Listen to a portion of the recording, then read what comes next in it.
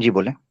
मा- मेरी ना एक क्वेश्चन है, जो असुरा वक्रा की आयत है, जो मेरे काफी सारे जो हिंदू फ्रेंड है वो बोलते हैं, मतलब मेरे रियल फ्रेंड वैसा नहीं है, जो मेरे सोशल मीडिया फेसबुक के फ्रेंड है, वो मुझे बोलते हैं कि हाँ तुम्हारे मतलब इस्लाम में, कुरान में लड़कियों को ऐसे मतलब खेती बोला गया है। तो मैं जब पहली बार कुरान पढ़ी थी, मैं पहले ऐसे में इस्लाम को फॉलो नहीं करती थी, मतलब मैं गॉड को, अल्लाह को मानती थी, लेकिन नमाज नहीं पढ़ती थी उतना रेगुलरली, और मतलब कुरान शरीफ नहीं पढ़ती थी। तो 3-4 महीने ही हुआ है जब मैं ये सब करना शुरू करी हूँ, वो भी ऐसे द केरला स्टोरी देखकर, केरला स्टोरी से मतलब ठीक।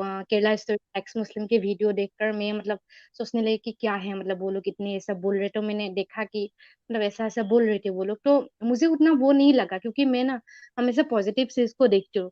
और वो जो खेती को लेकर जो बोल रहे थे, तो वो बोल रहे थे कि हाँ डायरेक्ट लड़कियों को मतलब जब सा होता वो सब कर सकती हो। मतलब क्या आप इसके बारे में आप थोड़ा सा मुझे बोल सकते हैं?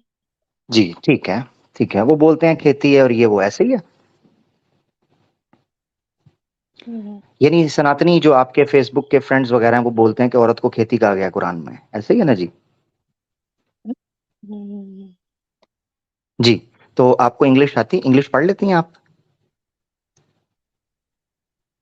हाँ मैं पढ़ दूसरा, लेती हूँ। आप इंग्लिश पढ़, जी पढ़ लेती हैं। आपको आवाज थोड़ी देर से आ रही है, आप पढ़ लेती हैं। ये आपकी स्क्रीन पर मैं ऋग्वेद दिखा रहा हूं, पहले आपको थोड़ा काउंटर में बता दूं। ये ऋग्वेद है। ठीक है। बल्कि मेरे ख्याल से पहले आपको ये दिखा देता हूँ, ठीक है ना? अथर्वा वेद दिखा देता हूँ। ये अथर्वा वेद है, ठीक है। और हम्म। ये याद रखें, ये आर्य समाज, आर्य मंताव्य जो उनकी ऑफिशियल वेबसाइट है इंग्लिश के अंदर, वो है अथर्वा वेद है। इसका कांड 14 है, हम्म। सुक्त 2 है और मंत्र है 38, यानी 14 to 38।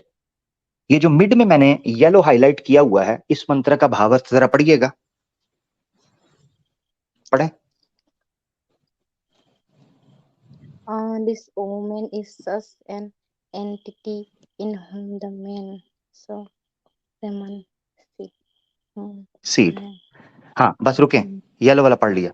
द वुमन हम्म। Is such an entity in whom the man so semen seed. हम्म। पता क्या लिखा हुआ है? इसका मतलब यह है कि महिला एक ऐसी प्रॉपर्टी है, ऐसा लैंड है, ऐसी खेती है, एग्रीकल्चरल हम्म। लैंड है, जिसमें मर्द, पुरुष अपना वीर्य सीड के तौर पर, बीज के तौर पर डालता है। हम्म। तो women is such an entity, यहां पर औरत को खेती कहा जा रहा है वेद के अंदर, ठीक है? हम्म। खेती कहा जा रहा हम्म। है। सीड डालता है, सीड किस में डाला जाता है? जमीन में, ठीक है, हम्म। एग्रीकल्चर के लिए। तो बोला जा रहा है कि औरत भी खेती है, ठीक है जी। हम्म। अब मनुस्मृति देता हूं आपको, दूसरा प्रमाण लेने। मनुस्मृति अध्याय 9 और उसका श्लोक है 33, पढ़े जरा, पूरा पढ़ेंगे Woman English. has been declared to be like the soil, and man has been declared to the like the seed. हाँ हाँ पढ़ लिया। पढ़ लिया? हाँ आगे पढ़े। हम्म। And the production of all corporeal beings proceeds from the union of the soil and the seed. Manusmriti में लिखा है कि औरत को खेती की तरह कहा गया है, declared to be like the soil, खेती की तरह। And the man has been declared to be like the seed, और औरत को बीज की तरह कहा गया है। और जिस हम्म। तरीके से खेती और बीज मिलकर फसल पैदा करते हैं, क्रॉप्स पैदा करते हैं, ऐसे ही हम्म। खेती और बीज, ये औरत और मर्द मिलकर संतान पैदा करते हैं, बच्चा पैदा करते हैं। ठीक हो गया? हम्म।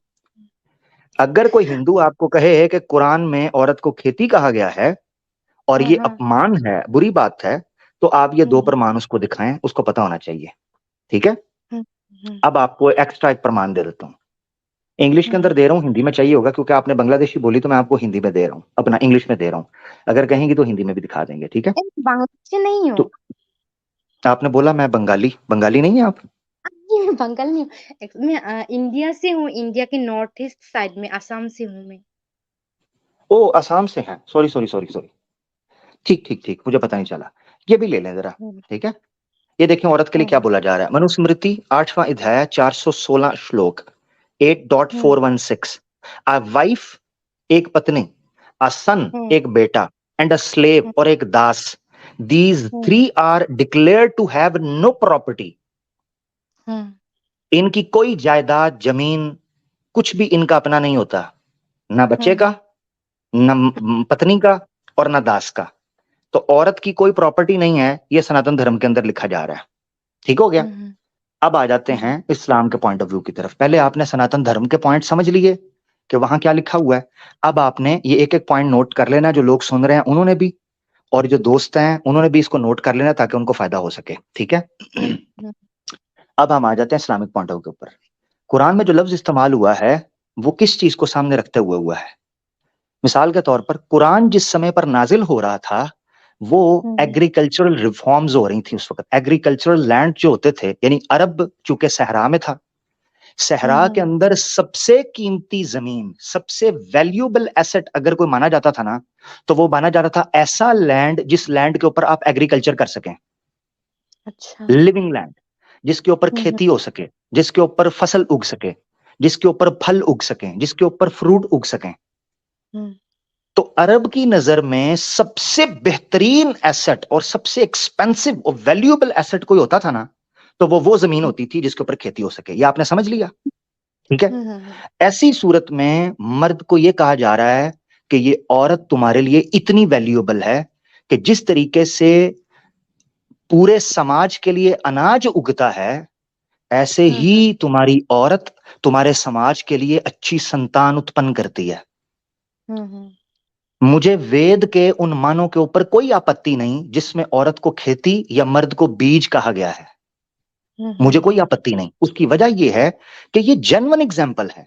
मगर अगर किसी सनातनी को कीड़ा काटता है उसकी मोरी के अंदर, जो कि अक्सर इनको काटता है, तो उस मोरी पर छोड़ने के लिए अवादे हक का तीर मौजूद है।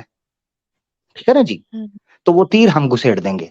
तो इसीलिए अगर इनको कुरान पर आपत्ति है तो इनको वेद पर भी होनी चाहिए, मनुस्मृति पर भी होनी चाहिए, अपने धर्म पर भी होनी चाहिए।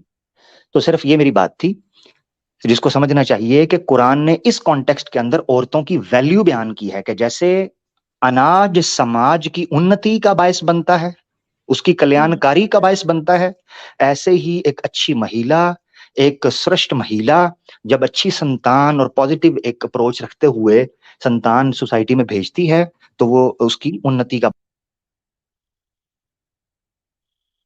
है। हेलो। जी। हेलो। आपको आवाज ठीक हो गया? हेलो। जी जी जी जी, बोलिए। क्या हुआ था? पता नहीं आपकी आवाज चली गई है। ठीक है, फिर इजाजत लें आपसे। हाँ हाँ हाँ, बोलिए। चलें ठीक है। अपना मैंने कहा अपना ख्याल रखिएगा, आपको आवाज लेट आ रही है। ठीक है। अच्छा ठीक है, फिर ठीक है। बहुत शुक्रिया, बहुत शुक्रिया। अगर आप सुन लीजिएगा, मेरी बात आप नहीं सुन पाई, थोड़ी कट गई आवाज, तो यूट्यूब पर दोबारा बाद में सुन लीजिएगा, आपको पता चल जाएगा मैंने क्या बात की है। हाँ, थैंक यू, मुझे भी थैंक यू। आपसे बात करके अच्छा लगा। ठीक है, बहुत शुक्रिया, बहुत शुक्रिया। दोस्तों मेरी आवाज तो आपको आ रही होगी। हाँ, मेरी आवाज तो आपको आ रही होगी। अच्छा, मेरी आवाज गई थी। आई एम रियली सॉरी, अगर मेरा प्रॉब्लम है तो मेरे पास तो प्रॉब्लम नहीं शो कर रहा, मगर ये है कि आवाज मेरी आ गई होगी। अच्छा, 20 सेकंड के लिए कह रहे हैं चली गई थी, मगर अब आ गई होगी। ठीक है, कोई बात नहीं। मैंने उनके सामने ये चीज रखी है कि अरब में या इवन जो प्री हिस्टोरिक टाइम है जबकि एग्रीकल्चरल रिफॉर्म्स हो रही थी और रेवोल्यूशन आ रही थी, तो ऐसी सूरत में जो लैंड होता था जिसके ऊपर एग्रीकल्चर की जा सके, फसलें उगाई जा सकें, उसकी वैल्यू बहुत थी। इसको यानी लैंड की वैल्यू को एज एन एसेट अगर किसी ने समझना है तो फ्यूडलिज्म को पढ़ सकता है। यूरोप में भी फ्यूडलिज्म की बुनियाद के ऊपर जंगे हुई हैं। फ्यूडल्स या फ्यूडल लॉर्ड्स क्या करते थे? वो अपने आप को जमीन पर खुदा बनाए हुए थे। किस बुनियाद पर? कि वो कहते थे हमारे पास ऐसा लैंड मौजूद है जो एग्रीकल्चर के लिए ग्रीन सिग्नल है, इसमें फसलें डबल ट्रिपल होकर उगती हैं। जिस दरिया के करीब सबसे ज्यादा नहर होती थी, सॉरी, जिस जमीन के पास दरिया बहता था, नहरें बहती हों, वो जमीन सबसे ज्यादा वैल्यू रखती है खेत पारी के लिए, फसल के लिए। इस बुनियाद पर कहा गया कि निसाउकुम हर्सुल लकुम फातूहुम अन्नमा शिअतुम, इस तरह के फातूहुन्ना अन्नमा, या इस तरह के अल्फाज हैं कमा क़ाल अल्लाह। तुम्हारी खेतियां हैं तो इनमें आओ अब मुझे यह जानना है कि क्या कोई किसान ऐसी जमीन पर बीज फेंकेगा जिस जमीन से उसको फसल के फल उगने की कोई चांस ही ना हो? बिल्कुल भी नहीं। जब वो ऐसी जमीन पर नहीं फेंकेगा तो कुरान की वो आयत बेसिकली ये बयान कर रही है कि जिस तरह कोई किसान जिस जमीन के पास पानी ना पहुंचता हो, जिससे फल ना उगता हो, उधर बीज नहीं फेंकता, ऐसे ही कोई मर्द औरत के उस हिस्से के साथ सेक्स नहीं करता जहां उसको संतान उत्पत्ति ना होती हो। उसकी मुराद ये थी कि एनल सेक्स नहीं किया जा सकता। Point number 1। दूसरा, औरतों की सामाजिक वर्थ और वैल्यू, सोशल वैल्यू बयान करना मकसद था कि औरतें ऐसे नहीं हैं कि बंद कमरे की कोई चीज है, जैसे पंखा है, टेबल है, लाइट है, बल्कि औरत वो चीज होती है कि जो एक समाज में मां का किरदार, जमीन का किरदार अदा करती है। क्या मैं उन हिंदुओं से पूछ सकता हूं जो अपनी हिंदुस्तान को माता बोलते हैं, वंदे मातरम बोलते हैं, मातरम, इसको मातृभूमि बोलते हैं, वो मां है इनकी, अपनी मां को खेती बोल रहे हैं, खेती को मां बोल रहे हैं, उस वक्त नहीं इनको पता चलता? उसका मतलब ये होता है कि जिस तरह ये जमीन गल्ला, अनाज, गंदुम, गन्ना, कपास, रुई, ठीक है, सब्जियां मां की तरह अपनी कोख से बाहर निकालती है, इसी तरीके से औरत भी समाज के अंदर अपनी कोख से ऐसे नौजवानों को निकालती है जो समाज की उन्नति और शांति और उसकी नियम व्यवस्था के लिए और उसकी कल्याणकारी के लिए काम करते हैं। इतनी सी बात थी। इन्होंने शोर डालना शुरू कर दिया कि जी हम नहीं मानते, हम नहीं मानते, भाड़ में जाओ, नहीं मानते, दफा हो जाओ यहां से।